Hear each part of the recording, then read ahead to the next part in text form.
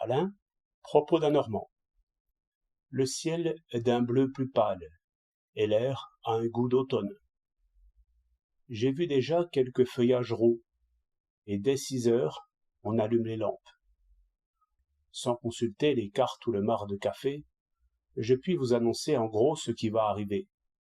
Des jours de plus en plus courts, un vent froid, des gelées, un soleil de plus en plus pâle, des nuages, des brouillards. Mais j'ajoute, comme la somnambule, que les beaux jours reviendront, que les arbres pousseront de nouvelles feuilles et que le blé mûrira.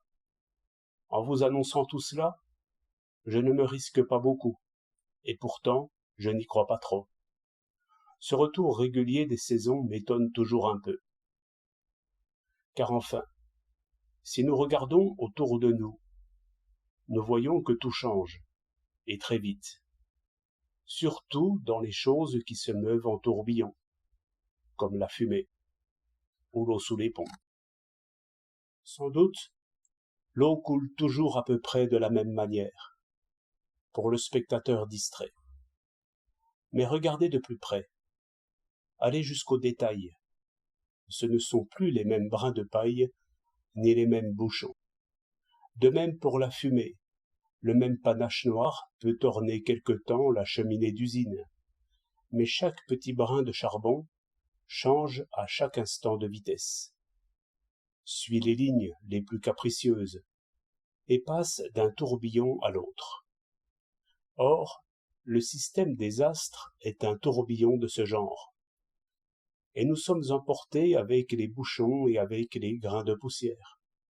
Nous ne devrions donc jamais revoir la même perspective d'étoiles, ni le même soleil, si du moins les grands tourbillons ressemblaient aux petits.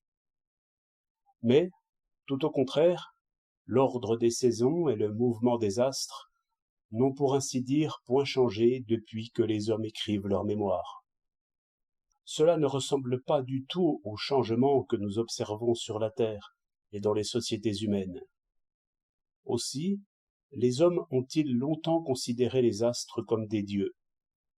Et si je cherchais au monde quelque miracle, ce ne sont point les événements extraordinaires que j'appellerais miracles, mais bien plutôt le cours ordinaire des saisons et la forme invariable des groupes d'étoiles.